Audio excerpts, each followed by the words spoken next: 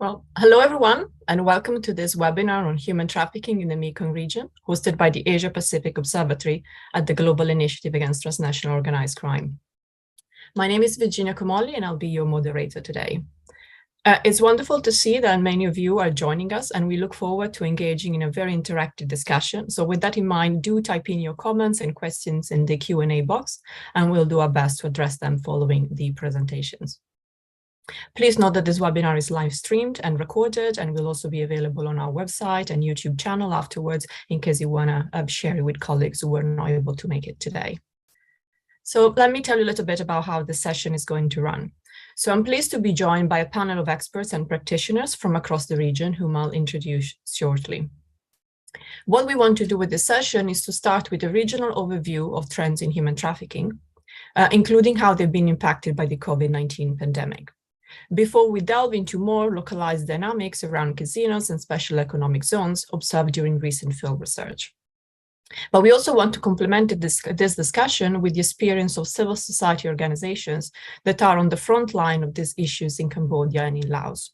So we'll have the opportunity to learn about their work around prevention, as well as victim support and reintegration, among other things. But before I turn to the speakers, let me just share a few introductory thoughts. So the COVID-19 pandemic and the related travel restrictions that came with it have had a significant impact on trafficking activities, including, of course, on the trafficking of human beings.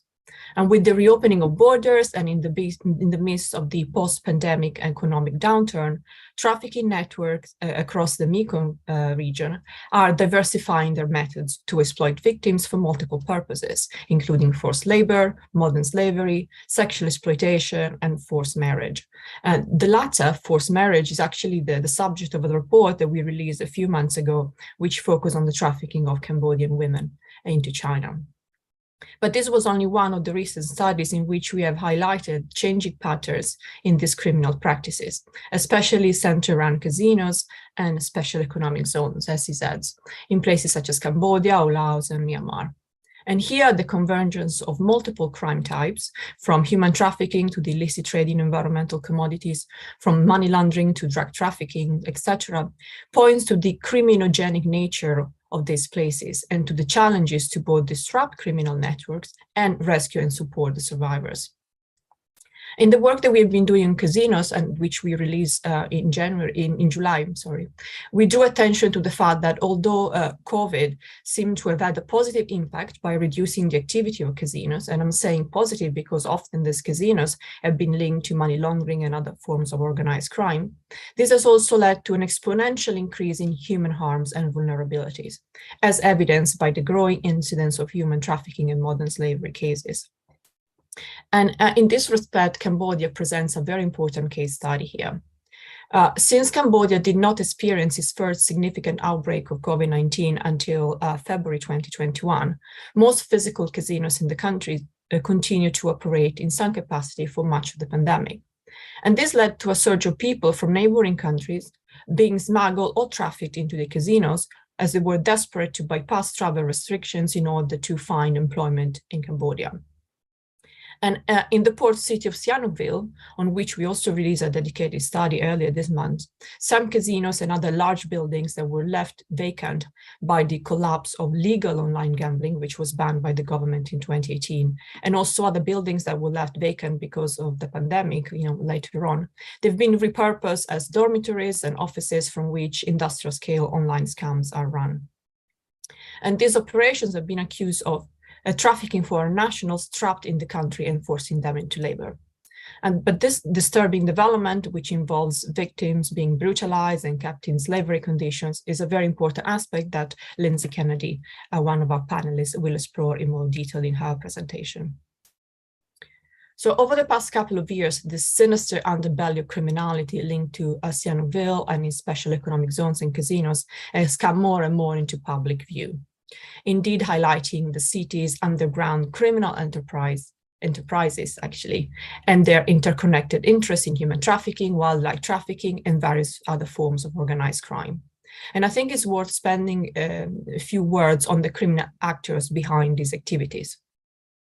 As the researchers highlighted, the nature of criminality in Sihanoukville is subject to change at the discretion of criminal operators who themselves are reacting to regional developments. So for instance, they need to adapt and relocate their operations to respond to changing regulatory or enforcement priorities and operations. Over recent decades, the dominant criminal forces there have shifted from the Russians to Vietnamese actors and now comprise networks from Greater China. What is clear is that these transnational groups run a very diversified set of operations, including environmental crime, drug and human trafficking, money laundering, and of course, human trafficking and smuggling.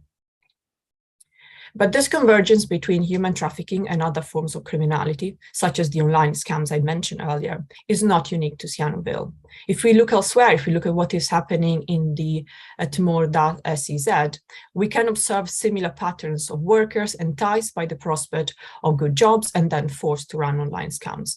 What is also very interesting in this case is that some of the criminal actors behind these activities are also believed to be directly linked to illegal logging and timber smuggling operations, suggesting once again that these are well-established and experienced organized criminals rather than opportunistic players.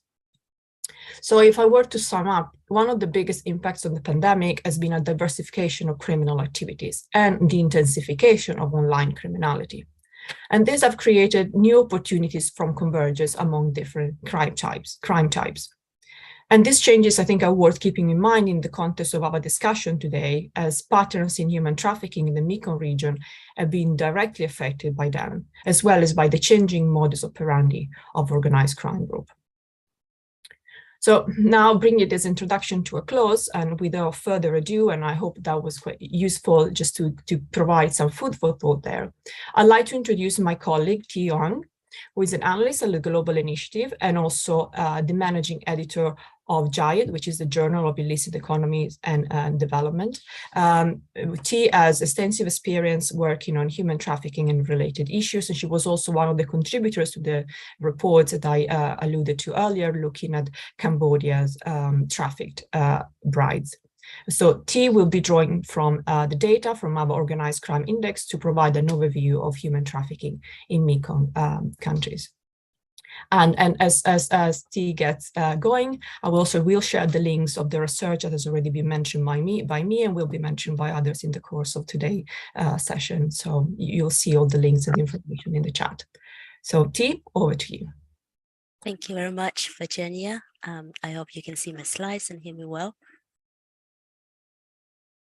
So yes. Thank you. I'll get started. I would give us a brief overview of the people markets, namely human trafficking and migrant smuggling in the Mekong region. And this overview is based on the findings of the Global Organized Crime Index, one of our Global Initiative flagship projects. So before diving into the people markets in the Mekong region, I would like to also briefly talk about about the Global Organized Crime Index, which I am sure many of us here are familiar with. So you can check the interactive map out at ocindex.net. There you find an option to download our report in English, Spanish, French, and Arabic at the top right-hand side corner. So we have three main components for the index. On the aggression side, on this right-hand side, we have the criminal actors, such as domestic gang or mafia-style group, foreign criminal actors, or state-embedded actors. Then we have the criminal markets, which also include human trafficking and smuggling of migrants. On the resilience side, on the left-hand side here, we have the resilience building blocks, which include prevention, political leadership and governance, government transparency and accountability, national policies and laws, international cooperation, to name a few. So how do we score it? Here, as you could see, the higher the criminality score is, in the form of the red pyramid here, the more severe and embedded criminality and illicit markets are in the country. Similarly, the higher the resilience score is, the more prepared and resilient towards addressing organized crime the country will be. What about the regional vulnerabilities classifications? As you could see here in this map, many of the Mekong countries like Vietnam, Thai, Cambodia, and Laos unfortunately fall into the high criminality and low resilience group, which is quite bad. Moving on to the people markets in the Mekong. So the Mekong country scores for the criminal people markets, human trafficking, and migrant smuggling also unfortunately drove the scores of the Southeast Asia region up significantly. In terms of human trafficking, Cambodia, as you could see here, stood out. So the average human trafficking score of the 6 Mekong countries is 6.7, which is 0.6 higher than that of Southeast Asia average and 1.1 higher than global average, which is very significant. As for migrant smuggling, Myanmar stood out, which is in line with the ongoing conflict and the much reported Rohingya refugee crisis in the country. It is also worth noting that these findings of the index were concluded before the pandemic started, so a lot has changed since then. And another factors as well, which I would talk about later. And we are currently conducting an update round of the index findings, which we hope to publish in the coming years. So the average migrant smuggling score of the 6 Mekong countries is 6.8. Again, almost 1 point higher than that of Southeast Asia average and 2 points higher than the global average, which is very alarming. So move to the country specific information regarding human trafficking dynamics in the region. There's quite a bit of information in this table, which we included just so that you would have the summary information in the recording later after our presentation. And the table gives an overview of the human trafficking dynamics in the Mekong countries, showing the highly intertwined relationships in terms of routes, flows, criminal activities across borders in the region. So there are a few common human trafficking forms observed in the Mekong countries, most notably trafficking in women and girls for forced marriages and sexual exploitation. For example, the bride trafficking of Cambodia, Vietnamese and Burmese women and girls into China and other East Asian countries.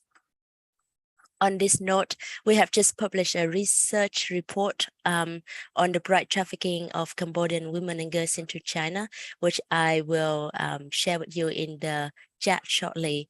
And this phenomenon has also increased in recent years, especially at the breakout of the pandemic. So for China, human trafficking for organ trafficking and illicit adoption of children are emerging in recent years. There's also lots of labor exploitation of men and children in low-skilled sectors, such as fishing, agriculture, construction, and illegal logging in the region. Here you can find information for the remaining 3 countries in the region, where you can observe similar human trafficking forms and flows. So the coloring under the human trafficking form column also matches with that specific trafficking type under the destination country, just so that you can easily see the connection. As human trafficking does not necessarily involve the element of crossing the borders, it is worth noting that domestic trafficking is also prominent in the region. So women and girls, for example, have been trafficked domestically for sexual exploitation, or men and children for forced labor. For example, from the rural or poorer regions to the bigger cities within one country. In fact, due to the pandemic, there has been observed increased domestic trafficking, for example, in Vietnam and Cambodia. On the migrant smuggling dynamics in the region, which have also significant overlaps with human trafficking, Cambodia, China, Myanmar, and Vietnam are the major source countries for migrant smuggling throughout the region. So I would like to again reiterate that migrant smuggling always involves the element of crossing the borders. Therefore, regional collaboration is key to addressing this issue. Similarly, Laos, Thailand, and China are also the major transit hubs. China and Thailand are also the main destinations in the region. And to wrap this up, and as a reminder, the average migrant smuggling score of these 6 Mekong countries is 1 point higher than that of Southeast Asia average and 2 points higher than the global average. Concerning the pandemic impacts on the people markets, we have found both negative and positive impacts. For example, there have been observed or reported increases in forced marriages in women and girls in the poor, marginalized communities due to the closure of schools and lockdowns. And also, as you know, many of the countries in this region, a large part of their economies comprise of informal sector. Therefore, this and coupled with the lack of social welfare support, many families, as a last resort, had to marry their daughters away to reduce financial burdens.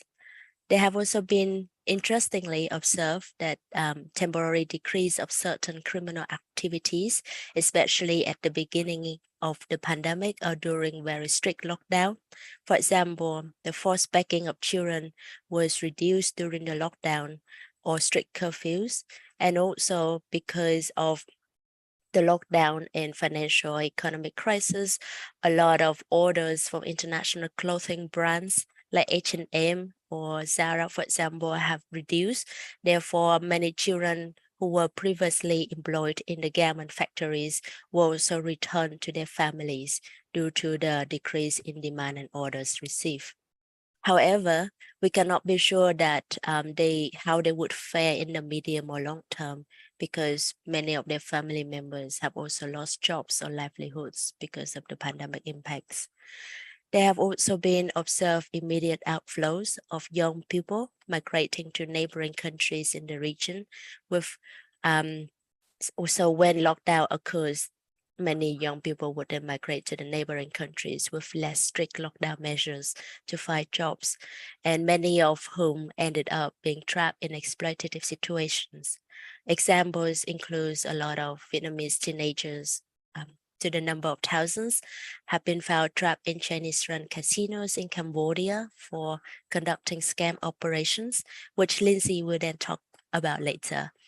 We also have seen an increase in the number of identified victims because border guards and police around the borders have enhanced their monitoring, patrol, and stricter control. For example, since the pandemic started, the Chinese policemen increased patrolling and checking the hotspot provinces or communities in China, in southern China. Therefore, they have found hundreds of irregular migrants who do not have valid documentation and then return them to the transit country, which is Vietnam, or their destination origin country. And many of them have not yet been properly identified or screened as they have been returned to their home country or the transit countries. So another development which we would like to highlight is in 2017, China began the construction of a toll fence equipped with video cameras, lights, and movement. So this construction was accelerated also since the start of the pandemic and about to finish along the border with Vietnam. So while the full impacts of the fence remains unclear, it is likely to change the regional smuggling and trafficking routes and dynamics significantly. For example, it will likely disrupt overland routes and could also drive a return to the use of official border crossings or the renewed use of air routes. And either trend would still heighten the need for travel documents instead of the forged or tourist visa. So this is my last slide. The cross-cutting themes that we have observed across both human trafficking and migrant smuggling markets in the country, in the Mekong regions, to take away. So first, trafficking and smuggling groups, they operate clandestinely, often in the form of loosely connected and organized in close groups. Perpetrators have been reported to also come from the same backgrounds as their victims, from poor and rural or marginalized communities, and also closely connected with the local communities. Corruption of private sector and state-embedded actors have also been reported to have facilitated the markets by providing fraudulent travel or identification documents. Finally, bilateral and regional collaboration is key to addressing the issues. Thank you, and Virginia, I'll give the floor back to you.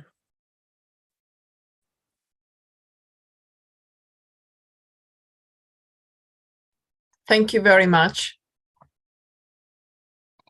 Thank you very much, T. That was most helpful.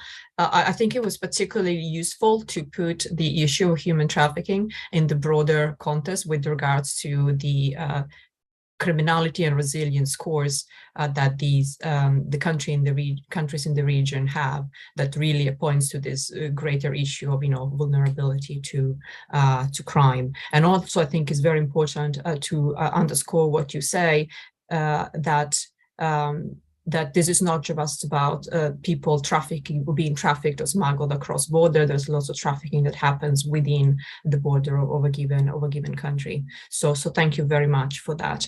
I will now turn to Lindsay Kennedy. We've already mentioned her a couple of times. Lindsay is an investigative journalist with whom we have been working quite closely over the past year or so, and she has plenty of experience investigating and researching crime in Mekong countries. So we look forward to hearing Lindsay's presentation. Thank you very much, Virginia. Claudia, can I get you to load up my slides for my presentation, please? Brilliant, thank you very much.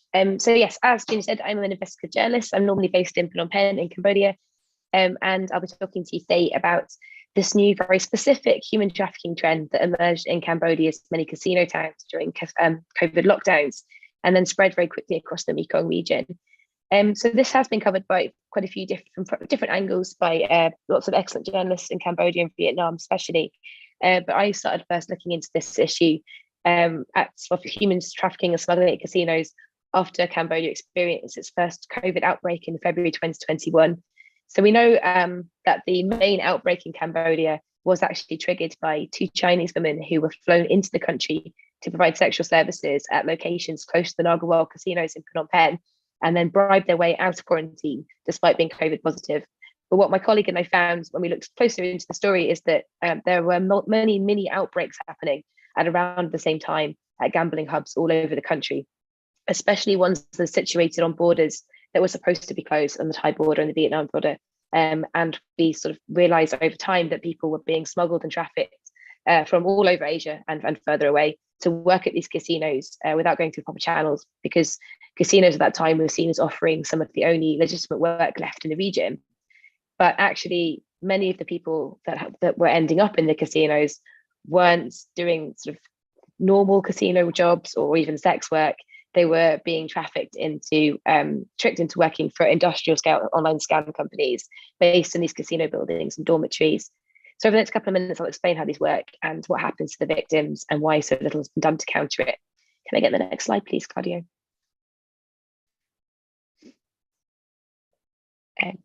Thank you very much. So let's start with the scams themselves. These work in a variety of formats. There are scam betting sites. There are fake investment sites for crypto or gold or oil. And the most common ones appear to be hybrid scams that involve relationship scams, where people are approached online and convinced that over time that they are in a real relationship with the scammer, who then encourages them to make an investment that turns out to be fraudulent. So victims are, yes, approached online through social media ads. When I say victims, I mean victims of human trafficking are approached online through social media ads or sometimes social media influence, bribed to advertise the jobs. They're targeted from all over the world. They're told they have jobs in online trading or sometimes in translation, even restaurant work. We've come across some cases of that. But when they arrive, the jobs are all follow broadly the same pattern of online scams. And typically, Chinese people are recruited to target Chinese victims, Vietnamese people to target Vietnamese victims, Thais to target Thais, and so on, which has led to an explosion in demand for people who can speak English to target English speakers around the world. That tends to be quite profitable marks.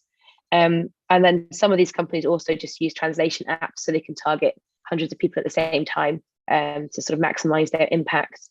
But the most important thing to remember is that many of the recruits for these online scam companies are also victims themselves of human trafficking, because they're tricked into jobs that don't exist.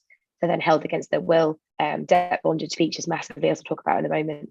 And people live under the constant threat of torture or being sold to other companies. Claudia, can I have the next slide, please? So how do these come about? well, they have their origins in legal gambling hubs, especially Chinese organized crime-run casino towns like Sinicville in Cambodia and Phoi Phet, and casino special economic zones. So special economic zone exists outside of sort of normal trade rules. The idea is supposed to be that certain parts of taxation rules and things are suspended to make trade easier. But what actually happens in Southeast Asia very often is that special economic zones end up being sort of run internally along their own rules, and they're not really answerable to anyone. And many of these have become hubs, centers of casinos, especially in Laos and Myanmar. And in Myanmar, they're often called spinach cities as well, because the word for spinach and gambling are very similar in Chinese. And these become, so many of these were legal at some point, even if they're no longer legal. And this is where these places originate. But just before the pandemic, there was a massive crackdown on online gambling, sort of directed by Beijing. And Cambodia outlawed most types of online gambling in Sinicville. And this led to a mass exodus of sort of dodgy companies, really, from Sinicville. And suddenly there were lots and lots of empty buildings and investors that had lost their house take money. So when COVID hit, and all legal,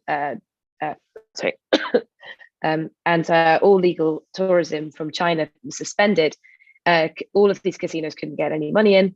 At the same time, word had got around that casinos were some of the last remaining employers. So people started to flock illegally into the country to take up these jobs.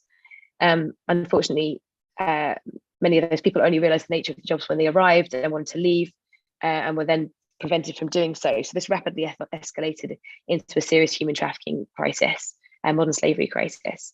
And it's continued to proliferate post-COVID lockdowns now, because many of the perpetrators have realized that they are essentially above the law and are very unlikely to be stopped. And now that legal entry routes have resumed, it's very easy to get labor into the country, into Cambodia especially. Can I have the next slide, please? So these are, in Cambodia, these are predominantly based in Sinicville, Bavet, Pasat, Phnom Penh, and Kampot, although they are spreading everywhere. In Laos, the main hotspot is in Bokeo, in the Golden Triangle Special Economic Zone, which is right on the banks of the Mekong River, bordering Thailand. We're also seeing signs that may be starting in Boten, which was formerly a casino town, which was shut down, but is getting going again. And in Myanmar, the biggest hotspot is around the Myawaddy and Shwe Koko area, where a number of spinach city casino towns have popped up very quickly, often with the investment of Chinese gangsters, essentially, who had been running casinos in Sinicville, have now moved to Myanmar. Beyond the Mekong region, we're also seeing increased signs this is happening in the Philippines, mostly in pogo sites, which are areas of where online gambling is permitted, especially in Manila Bay area and Makati City. Next slide, please. So the scams work like this. Traffickers recruit workers, usually young people from neighboring countries, although they can come from all over the place. And they started targeting more sort of low to medium income people who are educated and articulate, so they can be used to persuade people online that they know how to run online scams. Run online investments. Once workers arrive at the locations, the online scam locations, they're entrapped. They find out their jobs are fake. They're often subjected to torture or beatings if they try and leave the premises, and they're so locked into minimum contracts of 6 months or more, which unfortunately, when people get to the end of those 6-month contracts, they're often told they haven't made enough money and they're sold on those reset. So the targeting of victims takes place predominantly on social media. Leads once people at the lower end of the scam get a person on the hook, they're pushed up the chain to somebody better equipped, better trained to actually persuade people how to make investments or fake bets. But so that often there's an entire team of people all working under one fake profile online to all target and mark together.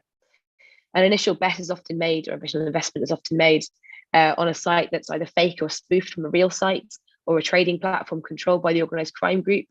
And typically the person will get an immediate return, so they start to trust the site and the scammer. And then this turns into what's called a pig butchering scam, where people are persuaded to make bigger and bigger investments. They fatten up the pig for slaughter, essentially, is where the word comes from. And then eventually that person, once they've invested all of their money, will told they've lost everything, and they're cut off and ghosted by the scammer. At this point, workers are typically told that their debts that they've acquired from for their accommodation or travel and various other costs have mounted up, and they've not managed to make enough money out of marks to pay it back. So they're told they must continue working for free for that company or sold to other companies, or in some cases are then sold into forced sex work if they are unprofitable. It's incredibly difficult for them to leave. And there are notorious groups like the White Shark Telegram channel, which was recently shut down, but others exist, that openly sell people on a black market. Next slide, please.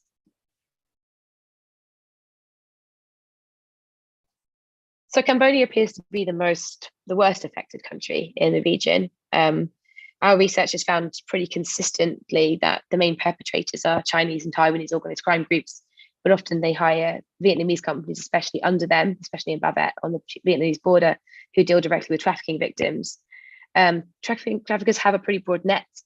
So most survivors that we've spoken to are Chinese, or they're from Mekong countries, but we also know of people who've been recruited directly from South Africa, as well as some American victims and Indian nationals who are recruited from within Cambodia. The most alarming thing is the response of the Cambodian authorities. At first, it was sort of broadly denied this was happening at all. Then the authorities sort of rescued one or two people and tried to minimize the problem. Then accounts were dismissed by people who were trapped inside as being simply labor disputes, even though people were being forced to conduct criminal work. And at one point, some government officials and police were saying employers had the right to keep workers locked up inside if they were owed money. And now some people have been actually imprisoned on charges of spreading fake news if they talk about their experiences. Just last week, a Chinese businessman called Chen Barang, who had been helping Chinese nationals escape, was sentenced to prison for spreading fake news after one person he helped said that he'd been kept as a blood slave. There have been some repercussions. Cambodia was recently downgraded by the US in its recent counterterrorism report, partly in response to this proliferation of online scams and human trafficking. And that seems to have spooked the government a little bit. They've promised to clamp down on some of these locations, but it seems to have been really more of a show. Very little has really happened. And a lot of rescues that do occur are organized by Thai individuals, sometimes Thai police, leading to a kind of underground railroad situation from Cambodia to Thailand, where people are smuggled out of some locations and brought back across the border in incredibly dangerous situations. Can I have the next slide, please? So Laos is another major hotspot, especially the Golden Triangle SEZ, and Myanmar as well. Can I jump forward 2 slides? Sorry, I've covered this. And also Myanmar, where ethnic armed organizations are heavily involved. But the main reason these are able to continue is because casinos and SECs are sort of no-go zones for local authorities, incredibly hard to get in and out of. And a combination of that and corruption, complicity of government officials, and in some cases sort of fake links to BRI projects, where the casino operators will imply that their operations are in some way sort of part of Chinese official developments abroad, even though they're not. So a combination of these factors has allowed this to proliferate all over and grow across the Mekong region, and with perpetrators sort of really realizing they're untouchable in this situation. Sorry, I realize I've just gone over my time, but I'm happy to answer any questions at the end. Thank you very much, Lindsay. That was very informative and, quite shocking to hear the ordeal that victims have to go through, and also about this awful Telegram channels. And also it was also interesting that the stuff that you touch upon at the end of your presentation about the links to BRI and, what the story around that is something that perhaps we could discuss later. I would now like to turn to our colleague Neg T, who is the Executive Director of the Cambodia Center for the Protection of Children's Rights. T has been working with the organization for decades across different parts of Cambodia in different capacities. So he will share the experience of his organization that is, as I said in my introduction, one of those really at the front line of working with victims and survivors. So T, over to you. Okay. Hello, everyone. And hello, Jinya. Once again, thank you so much that you provide me an opportunity to speak in this event about CC visa and share experience related to human trafficking in Cambodia. And my name is Ngeti, and I'm Executive Director of CC visa. CC stands for the Cambodian Center for the Protection of the Children's Rights. And this organization was established in 1994 and started to implement activity in 1995. And I came to work with the organization in 1996. So I have the experience more than 20 years related to human trafficking in Cambodia and also in society. So today I'm so excited to share with all of you about human trafficking in Cambodia. And I also excited to learn from all of you related to human trafficking. This is a local NGO, a non-profit and non-political organization. And the purpose of our organization is to contribute to the government to eliminating human trafficking, child labor, child exploitation, and child abuse, as well as promote the human children rights in Cambodia. We work on two main programs. One is the prevention, and the second is protection. For the prevention, we strengthen the local authority, existing local authority in the community to respond to the need of the children, to respond to incident of violent children human trafficking. We provide capacity building to relevant local authority, such as Commune Council for Women and Children, and agriculture cooperative member, and village development committee members. And we, in addition, we also established the child club parental group, peer educator member to provide capacity building, to ensure them to involve, to prevent the human trafficking and promote safe migration and children rights in the community. In terms of human trafficking, it's not just lack of the capacity building or information law enforcement, but it is also related to poverty. So the root cause of the human trafficking is the poverty. Some people are lack of skill, low income generation, so that we also work on livelihood option to support vulnerable family to improve their income generation. So we established the saving group, the child rice bank, the house bank, and also provide livelihood trending to vulnerable family and support the capital for them to start up the small business in the community. And for the protection, we work closely with relevant local authority and other stakeholders to identify and remove the victim from abusive situation and provide them the recovery and rehabilitation and reintegrate them back into society. And after reintegrate them, we also conduct to follow up to ensure that they are stay safety and non-discrimination in the community.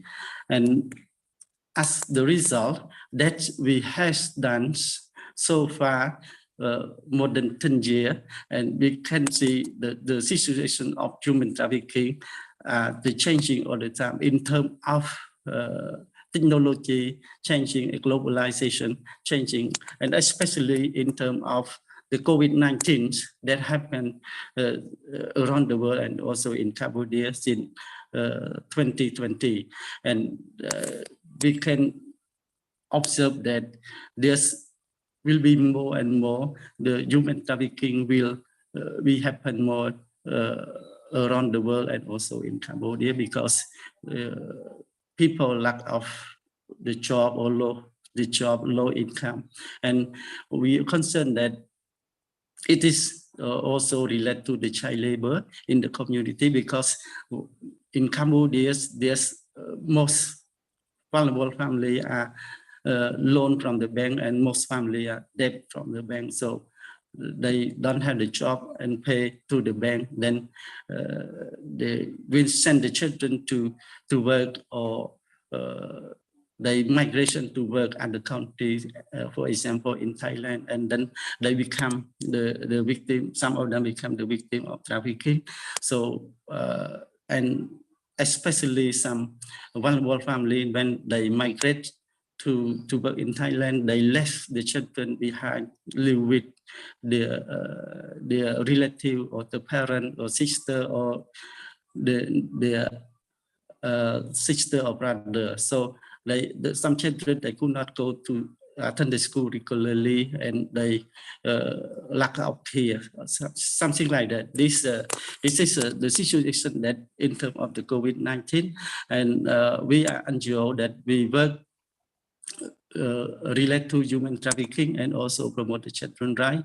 That it is a very difficult that relate to the to work to maintain our organization and contribute to reduce the human trafficking in Cambodia, because we are NGO, we lack of the funding, we lack of the resource. And for example, before the COVID-19, we have the more fund from the donor, that we has more project, and we extend to work different provinces in Cambodia. But right now we could work only 2 or 3 provinces, and we don't have much funding from the donors as before. So this is the challenge related human trafficking that we work so far, and we also work could not the strategy that to address the human trafficking. We before, like 1994 to 2000, there was more traffic just in Cambodia, but right now it is it is a globalized economy, and the people travel around the world, and it's more capacity building at the national, international, at the national level. But we look at the grassroots level, the resource is very limited, and so we try to work more at the grassroots level to support the vulnerable family. It is also one strategy to grow the cutting issues to address the human trafficking, because we believe that the people that they has enough or the better life living condition, they will not migration, will not send the children to work as a forced labor, or they send the children to school. Then the human trafficking will be automatically reduced in Cambodia and also around the world. So this is based on our experience that we work related to human trafficking in Cambodia, and as the local NGO, and we have experience more than 20 years. So if all of you have any question that you would like to clarify or share or ask, please let me know. I do not have any preparation to show, because I know that the time is limited, and I let all of you ask the question so that I can answer to the point that you would like to know relate to human trafficking in Cambodia. Okay, so thank you so much, Cynthia. My presentation is finished. Thank you. Okay, thank you very much, T. I really appreciate it. This was a very useful, and also just to highlight some of the practical challenges that you face as a NGO on the ground, and how COVID has impacted the ability of donors to support your work, which of course has repercussions for the people you are supporting. So I think that's very important. And the other message that I very welcome coming from you is this link with development and poverty eradication, and that's something, this link between crime and development, and how to use development to actually address crime issues such as human trafficking, is very much at the heart of what we believe at GI. So thank you very much for sharing that experience. Well, we'll now move from Cambodia to Laos, where that's where our last panelist is based. So I'm pleased to welcome Kaoru Yamajiwa, also known as Kai, who works at Windrock International, where she that implements the Laos Counter-Trafficking in Persons project, and where she is the deputy chief of party, for Laos. And prior to joining Winrock, Kai has worked on many post-conflict recovery, community development, and gender-based violence projects across many Asian countries and beyond. So she has plenty of experience, which we hope to hear about. So Kai, the floor is yours. Thank you, Virginia. Hello, everyone. I'm Karia Magiwa, as introduced. I work for Winrock International, which is a US-based organization which works for different sectors, including human trafficking. And we started our operation of Laos USAID-funded Laos CITIP project in 2017, but actual operation started only 2.5 years ago. And before I talk about our project, I was going to touch on a bit of a snapshot of the situation of the TIP in Laos, although previous speakers have already touched on it, but I just wanted to emphasize that Laos is a primary source country, but it's also emerging as a transit and also a destination country these days. And the destination, as a source and to the destination is normally Thailand and China, and in case of China, including the forced marriage. And at the same time, domestic labor and sexual exploitation is also increasing, especially in special economic zone and also foreign owned agriculture plantations. And of course, the infrastructure construction sites and under the BRI. So, and many of the plantation and construction sites are operated by Chinese companies. In particular, recently TIP cases in casino in the Golden Triangle in Baguio, near the Myanmar border is increasing, involving both nationals and also foreign nationals. And they're lured with the false promises, trapped into exploitation and held as a debt bondage.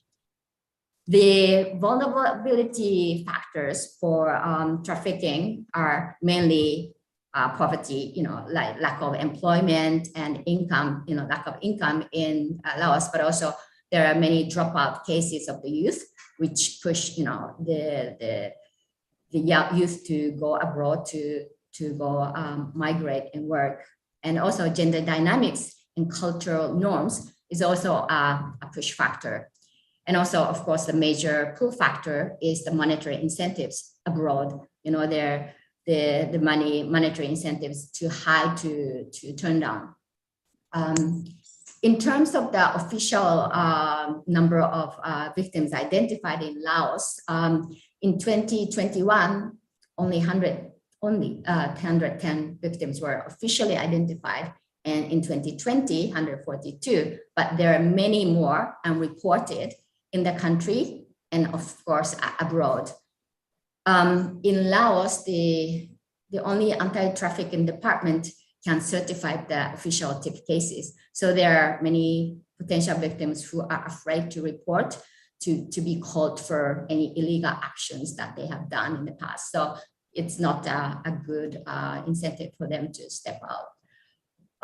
And also the victims are female, especially girls, but also men and boys are underreported. And of course, LGBTQIA are also underreported. So that's the sort of additional snapshot about the situation of TIP in Laos. And our project, so Laos CITIP project, the main objective is to reduce the Laos vulnerability to human trafficking through three components. The first component is policy coordination with the government.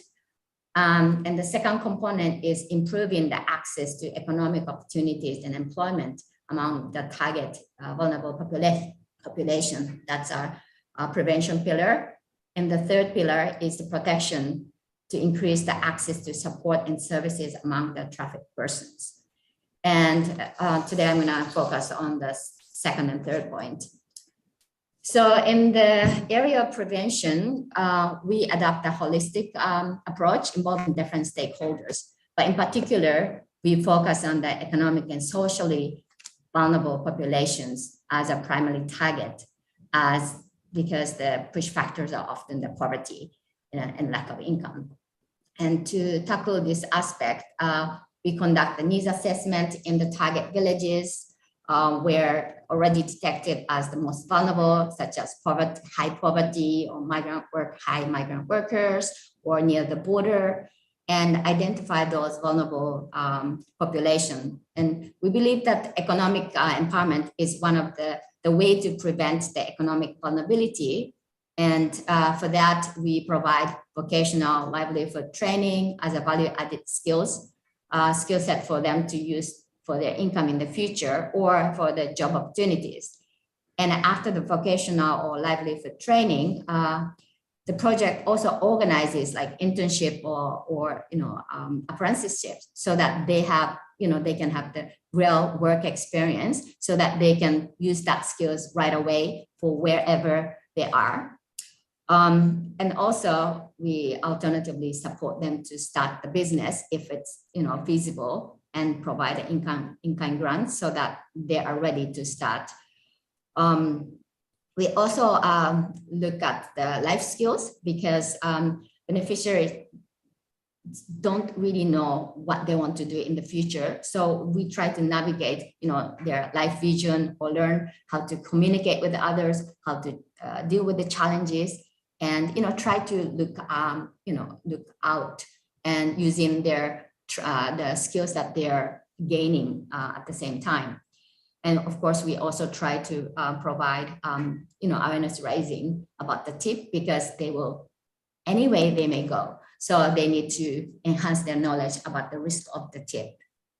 And yeah, as awareness raising for the general population, we develop different kind of IC materials, like including like posters or cartoon animation, which are also effective for those who don't read well. And also we try to engage like youth radio program or the celebrities, who are, who can reach out to the youth who may not normally pay attention to tip, but can really extend the message. So it's been really working well, and we are getting a lot of feedback from the youth. And in terms of prevention with the government stakeholders, we conduct different kind of training on basic knowledge on tip, how to suspect, identify, and report to different stakeholders separately. And that includes education, tourism sector, and media, because their needs are slightly different. And they will disseminate the information in their respective sphere. And another aspect is the capacity building of the network for child protection and human trafficking at the village level. And we conduct a tip awareness raising training catered for the village level. And we have covered 123 villages and 5 youth networks. We can reach out to the community members to be aware of the tip and how to refer.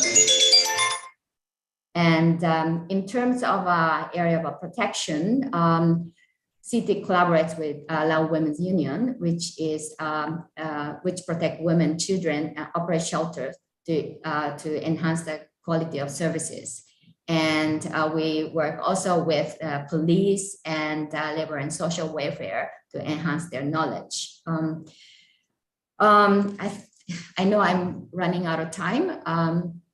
So let me shift to the challenges that we faced during COVID.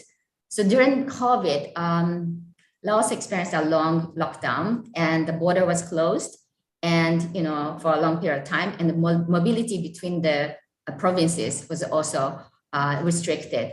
And I have to say there are 2 good things because of that. One, the flow of new potential tip victims abroad stopped temporarily because everyone, couldn't go out. And on the contrary, migrant workers were able to come back to Laos. And initially it was a challenge because some people were hesitant to come back, being caught. The police decided to, remove the illegality, like for those who are coming back. So more people were able to come back. And the challenge was that despite all that, everyone was in the quarantine center, but we could not really identify the tip victims because the health of, the quarantine center was operated by health and the military, who are not trained how to identify victims. So it was kind of missed opportunities. And also we were not able to have the access to the quarantine center necessarily, but we tried to go there and, distribute the brochures and talk to the people as much as possible where we could. And another restriction was the mobility restrict us from operating, sending the beneficiaries who were identified to get training. We could not access, so we had to stop. Looking at the post-COVID period, as soon as the border opened, people just left. That's the biggest challenge. And we have talked to the people, we have given the training. Nevertheless, because of economic situation, people didn't care. They just wanted to leave and get more income. And that has been the challenges. And also, as I said, in Bokeo, the scamming is increasing. And because of the economic situation, the traffickers are taking advantage of vulnerable people who are desperate. So it is increasing. And also the infrastructure is advancing. So as soon as the railway between China and Laos is operational, that's going to be one of the biggest risks. I think I'll stop here. Thank you. Thank you so much, Kai, for all the work that you're doing, and it was also interesting to hear about all these very practical challenges that you face, and you clearly need to factor in terms of how you implement your much needed project and programs. We have until about 15 minutes past the hour, so we have now time for some questions and comments from the audience. I can see that some have been coming in, but please, I will invite all participants, all attendees to share their comments or questions in the Q&A box. I can see there are there's one question related to Lindsay's presentation, and also a couple of questions for her. So I will just go straight into the questions. Lindsay, you might actually have read it already, but so how many people do you estimate to be working against their will in this illegal betting and related cyber fraud operations? And also there is a question around what is the involvement of Broken Tooth, who is a well-known figure within the organized crime sphere, Yeah. and other triad societies and Macau junket operations. Okay, yeah. So it's very hard to get an accurate estimation, but we think it's in the tens of thousands of people that are currently being trapped. That's partly just based purely on having visited some of these sites, and you can see these enormous dorms. You can see, we've been told from people inside, there's about 14 people in a dorm, and just by simply counting how many windows you can see with clothing hanging out of them and multiplying it, we're fairly sure there's tens of thousands across the region. In terms of involvement of Broken Tooth and other triad societies and how junket operators, I mean, they're heavily involved. Broken Tooth, Wong Koi, is a big investor in casinos and online, casinos and cryptocurrencies in Cambodia, but recently moved over to Myanmar and is heavily involved in some of the new spinach cities around Sri Koko. So the same people and people connected to him. So I mean, particularly, and Alvin Chow, other people with 14K connections, are the same names crop up basically all over the place in Laos, in Myanmar, in Cambodia, so that you can't unpick them. They're heavily involved. Thank you very much, Lindsay. So now there is a question for Mr. T in Cambodia. So Mr. T, what are your observations about the commitment of the Cambodian government to collaborate with NGOs to address the issue of trafficking in persons and also of children and women? Okay, thank you, Jinya. Actually, Cambodian government, based on my observation, we work closely with each other to address human trafficking and also to address the issues of women and children, because we can see that from the beginning, like after election 1994-93 until now, the government have established more structure or mechanism to address the issues and also collaborate with national and international organization to fight human trafficking in Cambodia. But however, as I told you, that the issues is not the same. It's just a changing all the time. So that's we could not eliminate 1 year or 2 years. It's so the government NGO work together. If we have the special case that we could not, NGO could not address,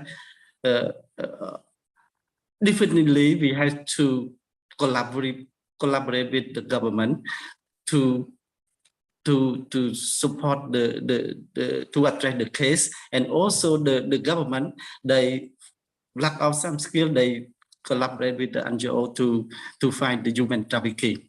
So far we can see we are work closely to each other, but we still lack the resource. Thank you, T. There was also an additional question for you, because it was about the issue of funding and not, struggling with to get donors funding. So what are your plans if you don't get those funding? How are you going to carry on with your projects? Okay. Yeah, this is the good question that we has been challenges during the COVID-19. So we reduce our project and also activities. Before we work several provinces in Cambodia, so when provinces, but right now we still have only the 2 provinces, and we also try to work different strategy that we could see it's possible to be more sustainable organization or sustainable project can survive our organization in the future. For example, before we did not consider about the social business. We are non-profit, but right now we also consider about social business, and we work more in the community, and we could see it is an opportunity for NGO if we don't work turn to the social business. We rely on the donor for exactly that we could not continue our project in the future. So we established the commune. We call right now CCVSA. We established the community-based center that we could provide opportunity for vulnerable family to stay and to live and work to improve their income, and especially to practice the real practice related to livelihood in the community. And we are looking for the donor that we could collaborate to get, we could say like seed fund or capital that we can start the social business. And for the next 3 years, then we can have the own income, then we can continue. If the vulnerable family or the poor family in the community, they need any urgent support, we can use that the income to support them for the future, and we can extend more and more in Cambodia at the grassroots level. Then we have more resource to support the victim in Cambodia.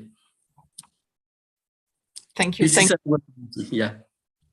Thank you so much. So there was a question for Kai that I can see she has replied to in in writing. But Kai, would you like to say, in case people don't see it, because there was this question about, using economic empowerment to prevent trafficking in person, but some of these economic empowerment activities have not been implemented properly. So are there any mechanism to actually ensure the effectiveness of these initiatives in your experience? Thank you for the question.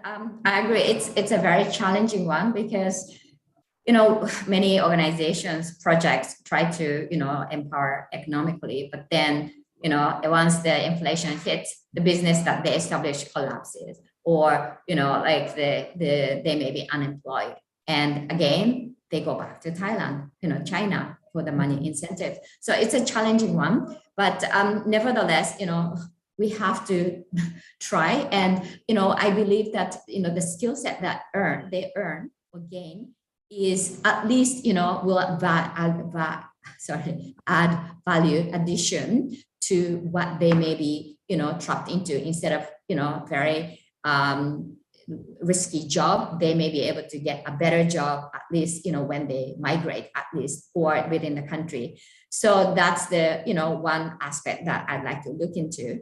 And in terms of monitoring evaluation framework, yes, we have a project framework, but of course, when we look at the, output, yes, how many people were trained, this and that. But when it comes to sustainability, after 1 year, how many of them still continue, running the business or, being employed? It's a challenging one. And I think it's a challenge for all the development workers, that we have to continue questioning and find the, more streamlined mechanism. But yeah, I don't have the clear answer, but that's how I see it. Thank you. Yeah, thank you very much. And there is an additional question, and this is really for all the panelists, as to whether do you have any sense of how many trafficking victims are people with disability, and if you think if this is an area where there is any interest in researching further. Do any of you have any thoughts on that?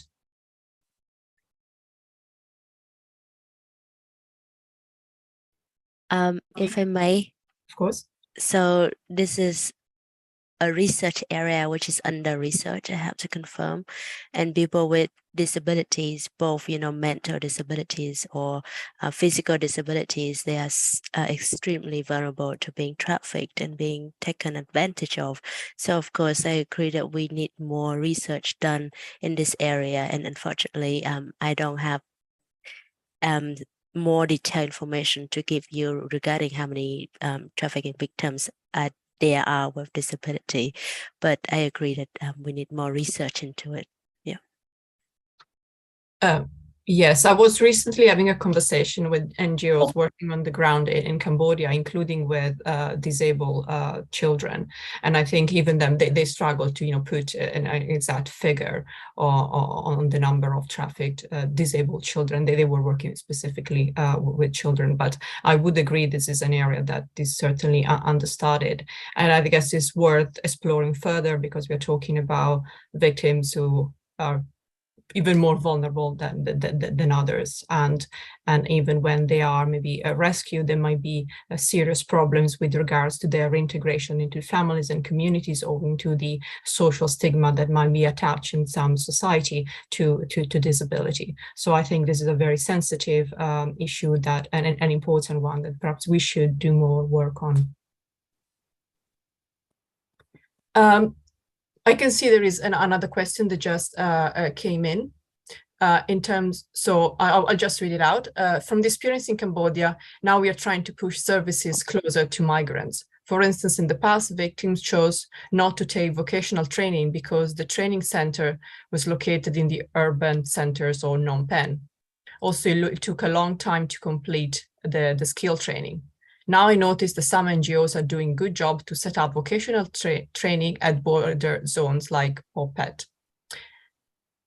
So I think this is also more like a comment than a question. But one thing that I would, and of course, feel you all feel free to comment on this. One thing that we are trying to do at the GI through our Resilience Fund, for instance, is to really support first of all, the Resilience Funds is a mechanism through which we work and support local NGOs that are operating in communities and societies that are, very much affected by the impact of organized crime, even though they themselves might not classify themselves as working on crime, but because crime is so pervasive that they need to deal with it. And what we're trying to do is not just to focus on those organizations that operate in capital cities, but actually those that operate further away in more remote provinces that sometimes might get overlooked by traditional donors.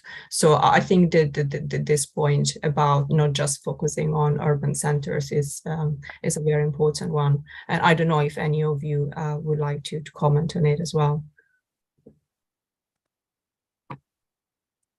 I take it as a no. Okay. Well, I can see that we have answered all the questions that were coming in, and I think this was a very fruitful discussion, and which brought up a number of interesting themes that certainly will be worth us exploring in more detail through future conversations and also future research projects and engagements with those who are on the ground. So I'd like to thank everyone, all the speakers for your interventions, very, very stimulating, and thank you to the participants for their questions and comments. As I said in the introduction, this webinar is being recorded, so it will be available on the GI-TOC website and also on the YouTube channel.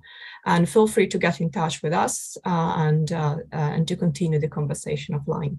So thank you again for now, and goodbye. Thank you, Virginia, for sharing. Thank you, everyone. Yeah, thank you.